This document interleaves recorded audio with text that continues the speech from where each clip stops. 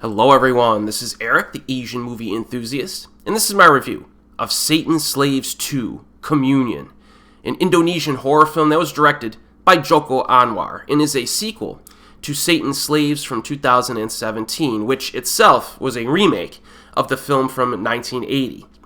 I've covered almost all of Anwar's horror movies on this channel, either in separate videos or within my Asian horror playlist. I also reviewed the Satan Slaves movie from the early 80s as well in a separate video. Now, I was very disappointed in Anwar's superhero movie, Gondala. That movie kind of irritated me. So if you ever want to see me get mad at a movie in a review, watch my review of Gondala, because I lay into that one pretty good. And also, I did a discussion with That Fat Samurai guy, and I let him talk about his experience with the film as well. So I have 2 videos on this channel about that film.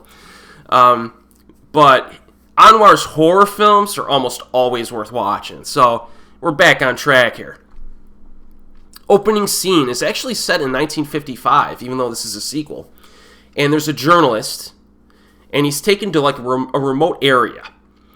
And it's revealed that he was brought there by an acquaintance, a chief of police, who shows him a large number of corpses that were dug up and put into an observatory, like an observatory where you look at the stars. And they were placed in very specific positions on the ground. And this chief of police was like, we can't publish this in a mainstream newspaper because that's going to screw up the conference that's going to be coming up and everything, and I'll get in trouble. But he asked the journalist to kind of keep a record of this event and kind of divvy out the information on like the black market, the information black market, so to speak, so that at least people know that this crazy event happened. And then we cut to 1984, and now we're in true sequel form from the 2017 film. We rejoin our protagonists, and the girl Rini and her younger siblings and her father are living in a Jakarta apartment, and one evening the complex loses power and is haunted by menacing supernatural entities. So the movie starts pretty strong from a horror perspective. We get the space observatory with a giant telescope. It's just a cool. If you've ever seen movies with like big telescopes that like scientists use, it's just like the imagery with like inside the dome building. It's just real like like futuristic or something. I just liked it. And especially when you have these corpses inside of it, it gives it a really weird, kind of odd, creepy visual to it. I liked it. After that opening scene, it takes a little while for the scares to ramp up again. You know what I mean? But they do continue to hit at increasingly frequent intervals. So there are a few scenes that take place inside of like a laundry chute. And this building is like, I don't know how high it is. It's like a dozen stories high or more. So the laundry chute is like this really long chute. And if somebody gets trapped in there, you have to worry about falling, and it's claustrophobic, and you have to worry about falling to your death. So there are a few scenes in there that I thought were pretty effective. There's an elevator scene that's a highlight. And you're probably thinking, well, we've seen a bunch of scenes in elevators in horror movies, and that's true. But this one feels a little bit different. Like, it's extended in its runtime. Like, it lasts a while, and it shows what's happening inside the elevator and around the elevator. And it's a very nicely crafted suspense scene.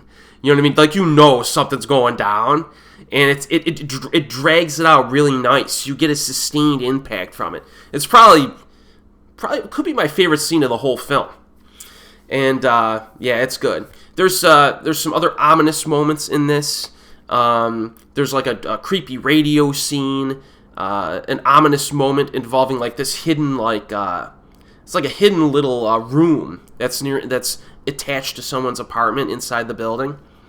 They have some ghosts, traditional ghosts with like the shrouds over their heads, and they can get pretty creepy too with the white eyeballs and stuff like that. And the finale is good as well. It lasts a while. It involves a very strong occult vibe to it, and it's good. Now, there seem to be even less jump scares in this one compared to the last film. I remember it wasn't a big problem for me in the last Satan Slaves film, but this one, it just feels like they ramped those down a little bit more. And even when there's shock scenes in this, but they don't add the loud, like, booms or anything to it, so it didn't really bother me much at all. And I'm not a fan of jump scares, so I like that. Yeah, so I like the scare tactics in this film. There's really not a lot that's new in this movie that you haven't seen before, but the execution's good. The story, on the other hand, I think is on the loose side. It's very loose. This is more of like a character interaction film than like an in-depth story. Not really a problem per se, but I would have liked more of a backstory instead of just kind of focusing on these characters hanging around, talking and exploring the inside of this apartment complex. Now, there are some answers that are given that kind of explain events of this film and the last one a little bit, but it feels almost like a data dump that they throw in at the end of the very end of the movie. Some guy just explains like what happened, and that was like a little bit too late for me. I would have preferred a more consistent peppering of the mystery throughout. So really, the story in this like duology, this two-part film, I guess you could call it, is not really that memorable in terms of like specific story elements. So I thought that was a little bit of a problem. Visuals are creepy, but they're a little repetitive and drab. There's not much color in this film at all, and I do think the visuals get a little bit repetitive in spots. Like almost the whole film takes place inside the apartment complex. You get maybe like 20 minutes outside of it, something like that, and the rest is inside. So it's a little bit repetitive in terms of the environment. There are a few cool shots, though. There's one scene where a young guy's like searching the hallways with like a can or a match. And you know how in movies, how they have to add something that gives more light to the match that would have been there otherwise, because otherwise you wouldn't be able to see anything. And in this film, it seemed like there was like this extended shot without an edit, or a few edits. And the kid was like walking around with the match. And it seemed like there was like a lighting guy above the match that was almost like spotlighting it a little bit. And it looked really cool, though. It was like different. It seemed different from how they typically light scenes like that. And I don't know, it's just something I noticed. I just liked how that scene was shot. But overall, I enjoyed Satan's Slaves 2 Communion. It's an entertaining flick. But I do think I enjoyed the last one a little bit more. I feel like the plot and the conflict intrigued me a little bit more in the last one. Even though the scares in this one, could be considered better, I would think. So if you want to keep up on Asian horror, this is one to check out. If you're a fan of this director, check it out. I think a lot of people will end up watching this. And it's currently available, I believe, on Shudder already. So very easy to find for you. But yeah, it's another good one from recent years. And as always, folks, I'll see you next time.